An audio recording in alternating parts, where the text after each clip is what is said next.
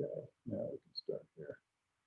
So if you remember, last time we talked about the energy equation and the different ways that we can use it and apply it to pipe networks, single conduit.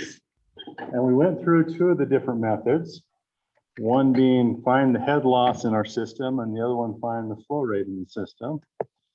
Now we want to cover the third one today. And so the third one is to size a pipe diameter. All right.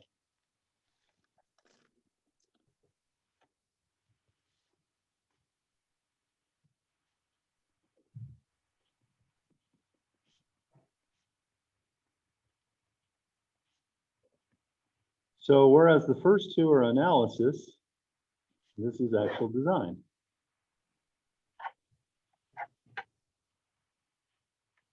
Okay. So let's go ahead and work an example. Let's say that we're hooking onto a network. So we're going to connect to a 60 PSI network at Z is equal to 30 feet. And we're going to run to our system. So run to system. L is equal to 3,000 feet. And we need 10 PSI at exit. So those are our design constraints. And it is located at Z equals 0 feet. So if you will, we've got this pipeline. I'll give it a little bit of slope there. And representing, over here we have Z is equal to 30 feet. And over here Z is equal to 0 feet. And this entrance is 60 PSI. And over here we need PSI. Okay. We know the length is 3,000 feet. And we're going to let the dynamic viscosity equal 1.41 times 10 to the negative fifth squared per second. That's at 50 degrees Fahrenheit. And we're going to use commercial steel pipe. Okay. We'll just kind of stick with what we've been doing. We could select a different pipe, but it has a relative roughness of 0.0015 feet. And our goal now is to find the required diameter. So in other words, what size of pipe would we need to solve this, to get the system to work? Been hired by a company to design this. We have to tell them now, okay, put in a 6-inch pipe, a 8-inch pipe, or whatever. So in order to do this, we're going to use the same technique and methods that we used before. We're going to go ahead and write our energy equation. P sub 1, so we'll call this 0.1 down here, we'll call this 0.2 down here.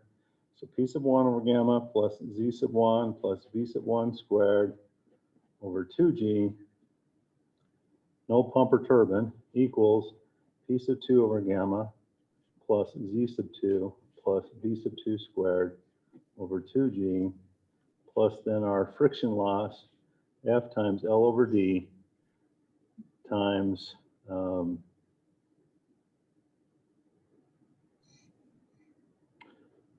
Q squared divided by 2GA squared. I just realized I left off one critical piece of information, okay? And that is, how much flow do we need? We're sizing this process.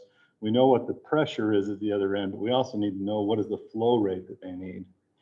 So we're going to go ahead and say that Q is equal to 9 cubic feet per second, 9.0. 9.9 cubic feet per second. Okay. And if you want to get technical about it, you can put a little note over here that there's no minor losses. We'll make that assumption to begin with. Keep our life simple. Now, I did this one a little differently than the past ones, just to kind of drive home that we don't have to necessarily have a reservoir on either end. We could set this up with reservoirs on either end, and it would be just fine. In fact, let's go ahead and find the equivalent system, if you will, if we decided to use reservoirs. Okay? How do we do that?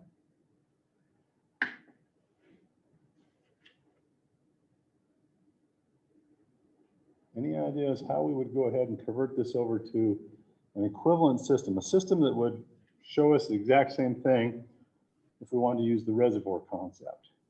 Wouldn't, at point 1, a reservoir would be 30 feet deep, and at point 2, the reservoir would be 0? Okay. Kind of, Aaron, you're on the right track there, but we also know that we have pressure at each one of these points. All right, so it's not just simply the elevation. What we're essentially saying is that the first point is up on a hill, and then we go down, and down here we're at z is equal to 0, and at here we're z is equal to 30. Okay, but we still have pressure, so we have to convert that pressure into something that's equivalent to a reservoir. Now, before we do that, let's take a step back, because this is also something else that gets students. If I'm only looking at the pipe itself, and I know I'm going to have 60 psi at one, 10 at the other, what can we say about the flow rate going into the pipe and the flow rate going out of the pipe? Should be equal. It's going to be equal, thank you. If the flow rate's going to be equal, what can we say about the velocity? Lauren? It's going to be equal. If the velocity is going to be equal, what can we say about the velocity head? They're going to be equal, right? So if that's the case, then I can come over here and simplify my life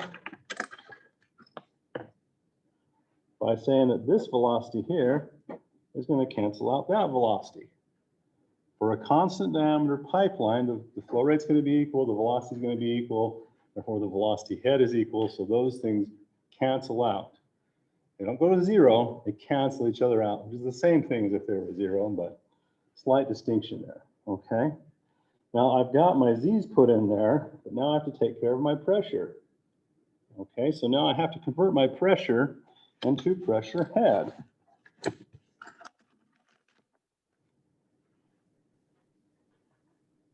Okay, so pressure head then is P over, oh, sure, thank you. P over gamma is equal to the pressure head, right? So 60 psi, so pounds per inches squared, times 144 inches squared per 1 square foot, divided by 62.4 pounds per cubic foot. I go ahead and calculate that.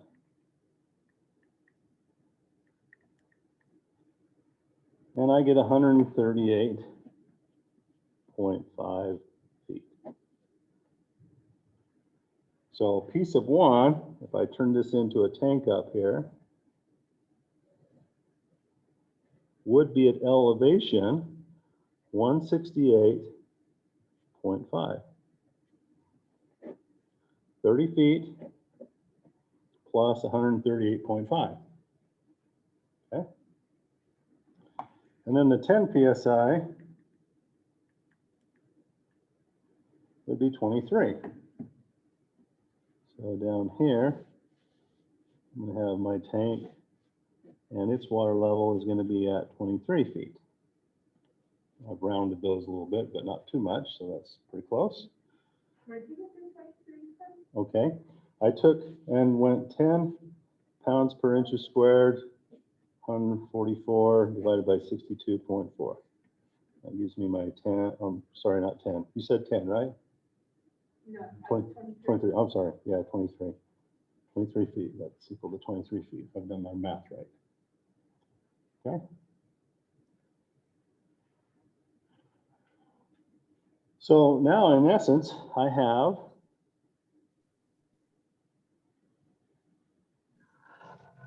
problem right there.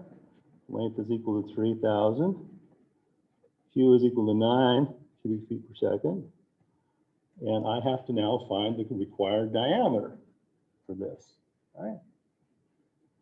That's what I'm trying to find. So now I can stick everything into my equation.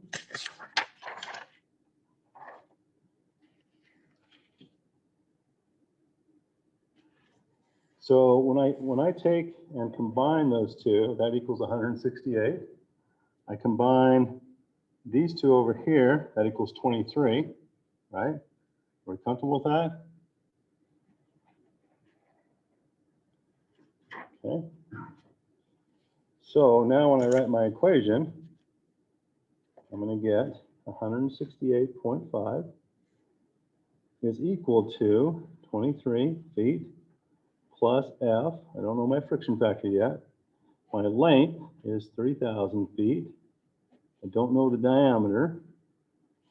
Times then the flow rate. The flow rate is 9 CFS squared divided by 2G times the area. The area is pi divided by 4, D squared, quantity squared. And this should come down there, sorry. That's non-erasable. Okay.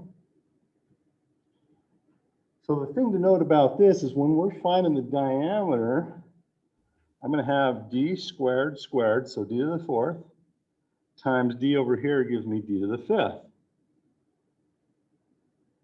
Right? If I simplify this then, I get F 3,000 times 9 squared, and then I get the 4 gets squared, so it becomes 16, so that comes up on top.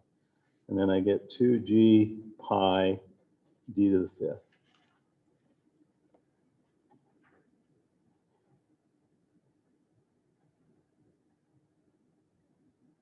And I forgot to square my pi, didn't I? There we go. So did I do that right? Square pi, square 14 becomes 16, on the bottom flips up. D to the fifth, everything's good right there. Okay? So let's go ahead and simplify that now. G is 32.2, obviously. Say that again? Did I make a mistake?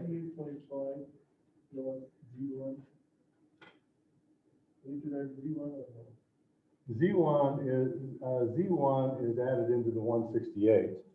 So let's jump back and take a look at that. So P1 is 138.5. My elevation is 30. So those two together gives me the 168. Okay?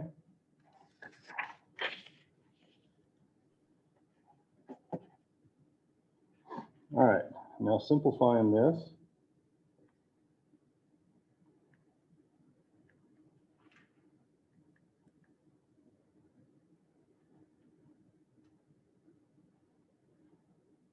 If I've done this correctly, this becomes, and take my 23 over to the other side, and I'm going to get 145.5. Okay, so 145.5 is equal to 6,107 F divided by D to the fifth. Well, let me just do a check there to make sure I haven't fat fingered that.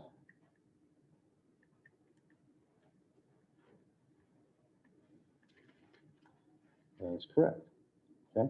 Now you can, question? Oh, okay. Now you can simplify that in any way you want. You know, if you want to bring D to the fifth over the other side, that's perfectly fine as well. If that makes life a little bit easier for you. 145.5 D to the fifth is equal to 6,117 times the friction factor F. So I'm in the same scenario that I was before, that I have one equation, two unknowns. I need the friction factor. The friction factor is a function of the Reynolds number. Well, that doesn't seem too bad. I have my flow rate, right? But the Reynolds number is also a function of the diameter. I don't have the diameter yet. And the friction factor is also a function of E over D. I don't have E over D yet. So I need to do an iterative process like we did before. So I'm going to set up a little table here. And once again, this is my personal preference. I just like to start with the friction factor. You could guess a diameter.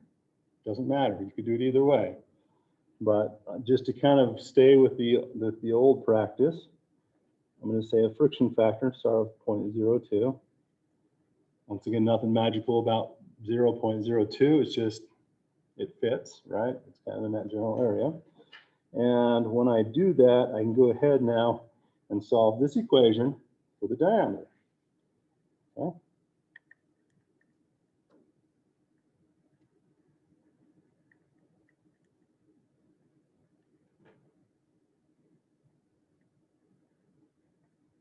And if you don't know how to solve d to the fifth with your calculator, I suggest you learn before the exam how to take the fifth root of something. Okay? So I get 0.97 for my diameter, and this is in terms of feet. And now I need to go ahead and calculate E over D. And I also need to calculate then the Reynolds number. So E over D, 0.00015, divided by 0.97. Okay. So 0.12315, essentially 16, essentially the same thing.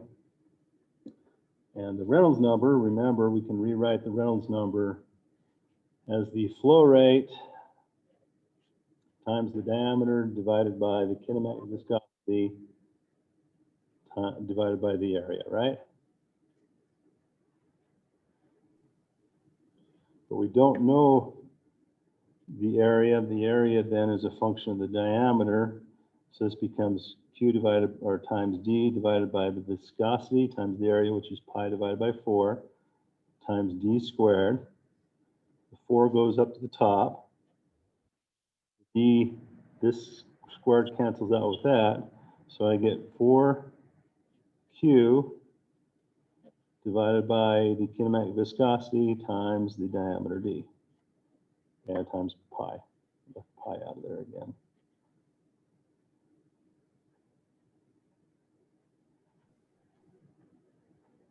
Zach, how are we doing? Did I do that okay? Okay. All right. Lost my pen. All right, so based on this diameter, I can go ahead and calculate then my Reynolds number.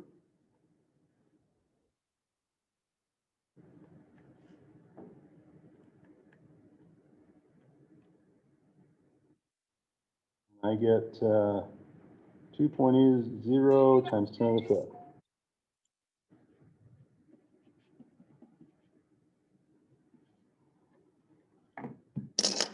So now, knowing this E over D and this Reynolds number, I can now take that to either my equations or the Moody diagram, and I can find a friction factor.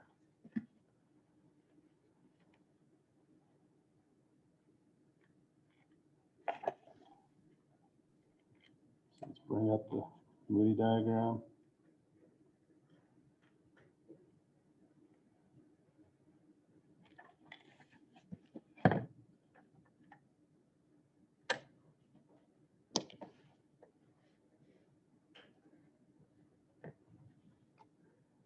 So once again, somewhere in between these two lines, 0.0001 and 0.002.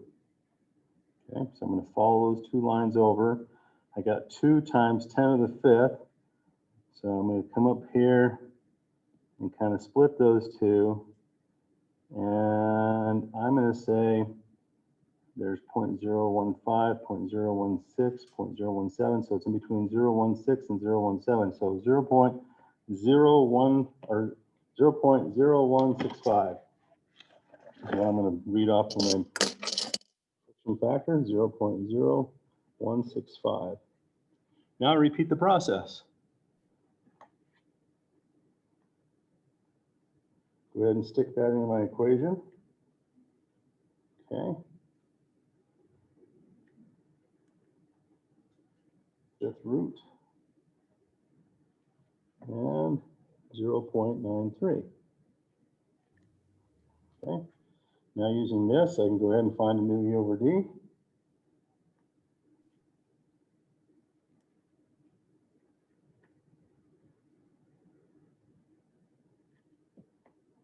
So 0.0016, that didn't change much there. And then I can also find a new Reynolds number.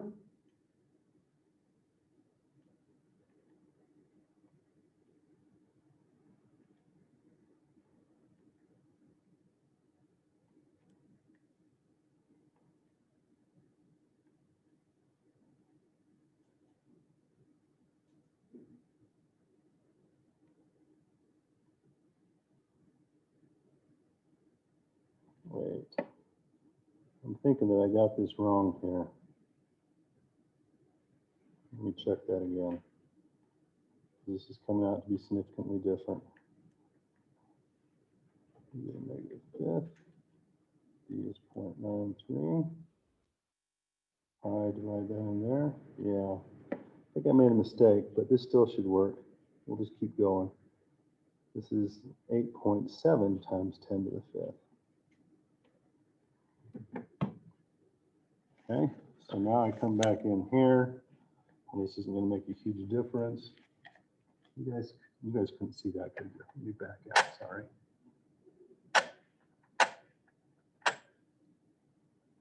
So follow the same process.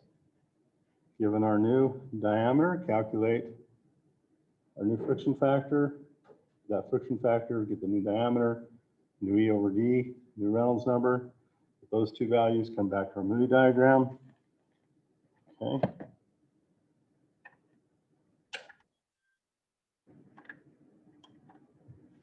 All right, so we're still kind of in this range here.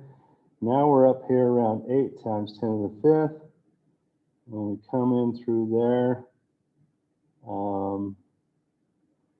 it's actually going to be quite a bit lower.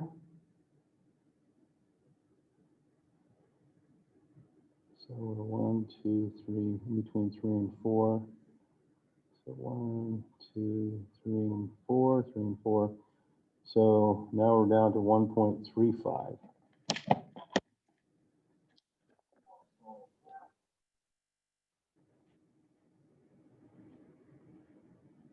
Okay. Let me go back and recalculate this one because I think, like I said, I think that is wrong. And so that would have changed everything here. But Q, 4 times Q is 36. 1.41, -5. Divide 0.97, divide, and then pi, divide. Yeah.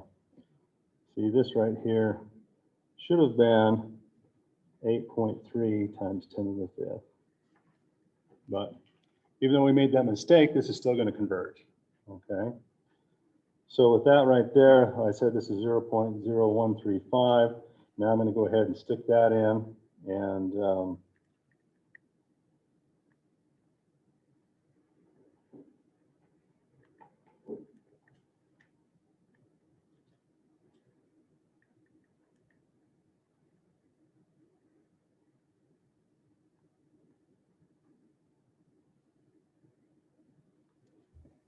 basically 0.9 feet.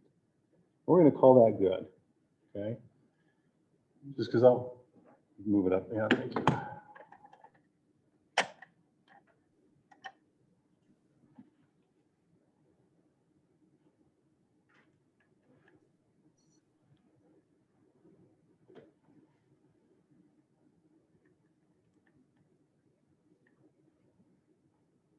Yeah, close enough. So 0.9 feet, right? So that's going to equal 10.7 inches. Now we could do it one more time and it would refine it a little bit. Maybe we'd be down to 10.6 inches. But a problem solved, right? We now found the pipe that's going to give us the required flow rate of 9 cubic feet per second over that 3,000 feet, all within all our constraints. So now all I got to do is hand this to the contractor, and the contractor is going to go down to Lowe's or Home Depot and say, give me 3,000 feet of 10.7-inch pipe. Is that going to work? Absolutely. Absolutely not, right? 10.7 is just not a standard pipe size. It's not going to work. And so this is where the design comes in. We have to say to ourselves, okay, I can go up or I can go down to a standard size. Now, when you get out in practice, you'll get to know the standard size a little better, right? Standard pipe sizes, roughly, there are always exceptions, but 3/4 or 3/8, if you want to go lower, quarter, 3/8, half, 5/8 exists, but it's rare. 3/4 of an inch, 7/8 exists, but it's rare. 1 inch, 1 1/4, 1 1/2, 2. I think there is a 2 1/2, but that's rare too. But then you can go to 3, and then usually jumps to 4, and there's 5, but not commonly used, 6, and then we go 8, 10, 12.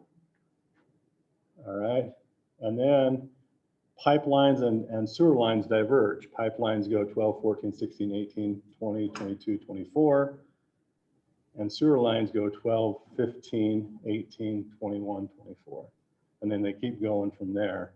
And they start making larger and larger jumps as you move through the different diameters. We're in between the 12-inch and the 10-inch. If we put in a 10-inch pipe, if we tell the contractor to put in a 10-inch pipe, what's that going to do for our flow rate? If we put a smaller pipe in, our flow rate's going to go down. It's going to reduce. Yeah, thank you. It's going to decrease. But if we go to a 12-inch, our flow rate's going to increase. We have a design decision here. Okay. The question is, we could come back and we could calculate. We already have the tools available to us now. How much flow would we get with a 10-inch pipe? You can look at that. Okay. We'd come back to our setup and say, all right, now we don't know what the flow rate is. We know what the driving head needs to be. We know the length, so now we're going to calculate the flow rate. That was our first calculation. So we can do that. And we could look at that and we could say, how much different is that than 9? Can we get away with it? It's probably going to take us down to 8 or so, somewhere around in there, a little under 8. Well, actually probably closer to 7.5, and we'd say, okay, can we live with that little?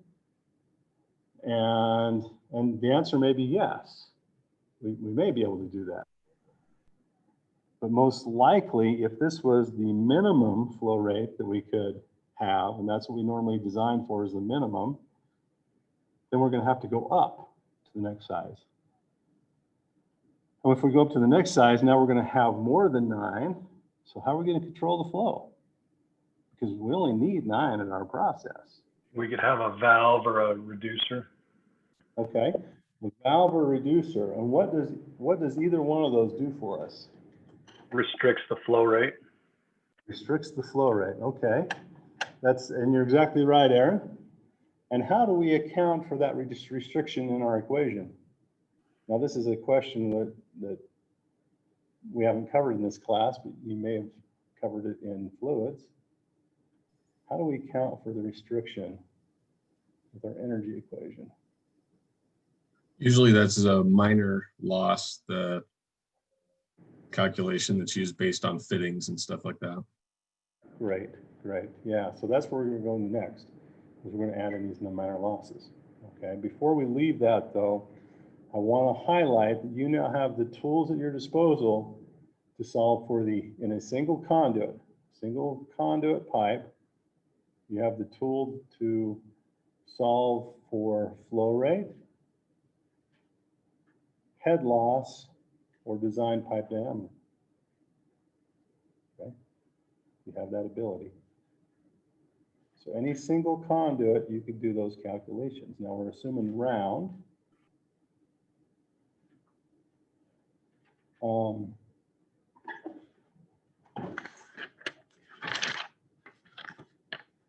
me just check something really fast because I can't remember if I have to bring a handout.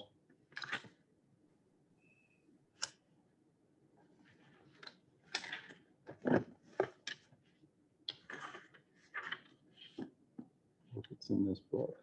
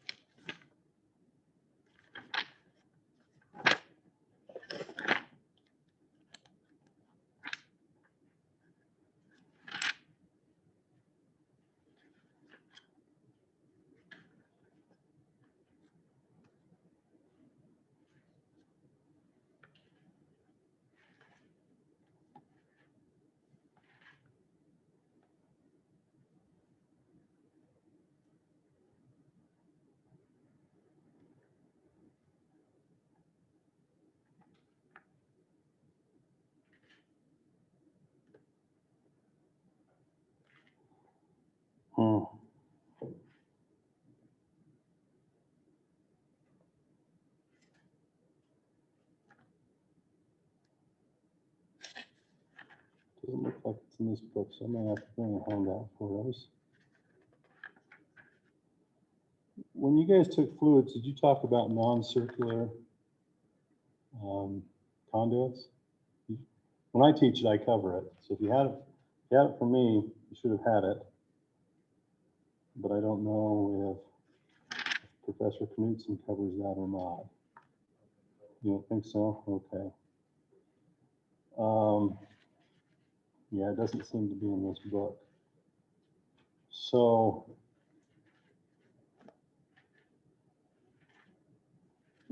just give me a second here.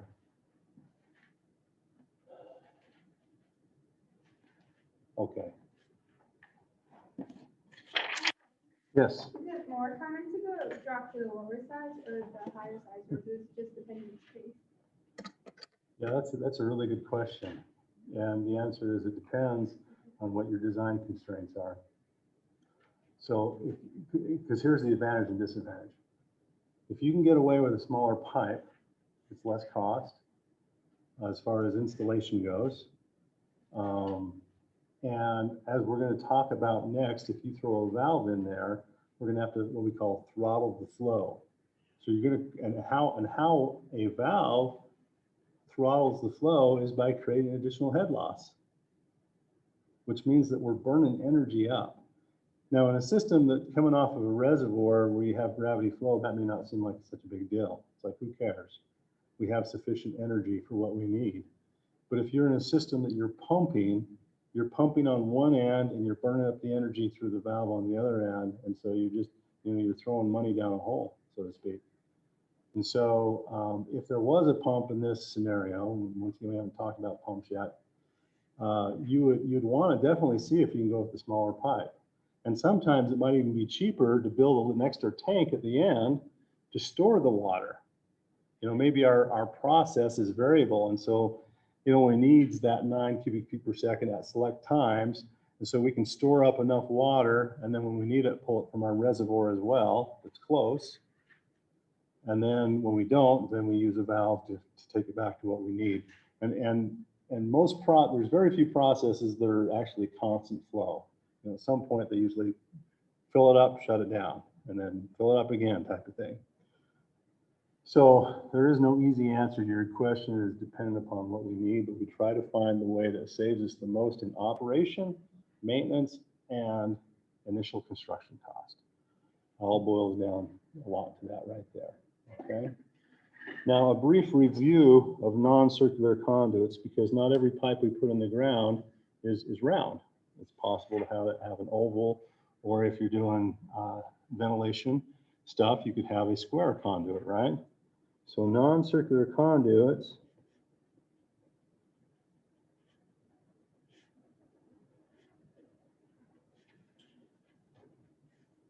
we let the diameter equal 4 times the hydraulic radius.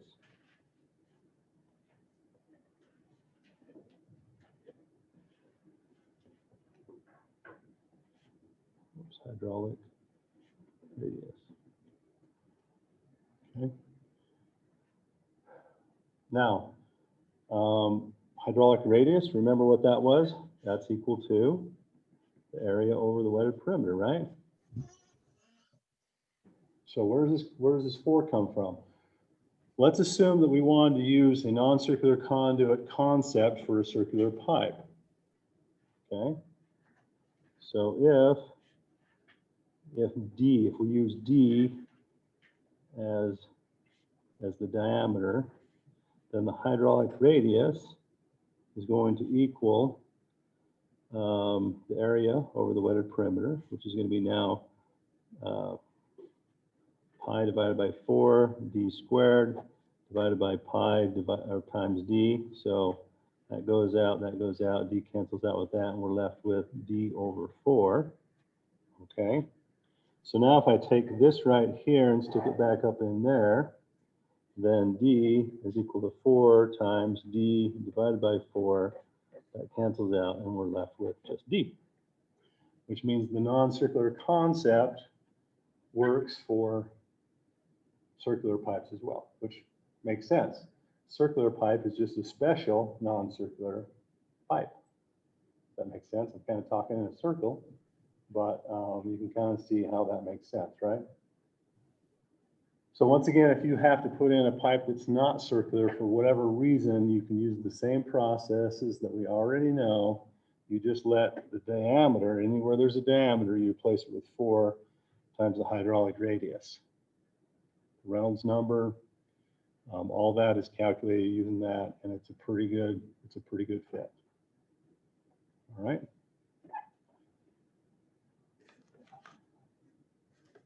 Okay. So we're going to start on Friday talking about minor losses, and we'll move through minor losses fairly fast. In fact, on Friday we'll talk about 2 things. You should have been introduced to these as well: minor losses and energy and hydraulic grade lines. Okay. And that's what we're doing on Friday. So have a great day, and I will see you on Friday. Dr. Savage, Go ahead, I have a question about the test. What kind of calculator can we use? Can we use like a TI-89 or an HP-35 that we can program, or? Yes, if you'd like, that's perfectly fine. Okay. As long as it's your work, and you're not borrowing from someone else, that's fine. No laptops or tablets, though. Okay. Any other questions? Okay. See you on Friday.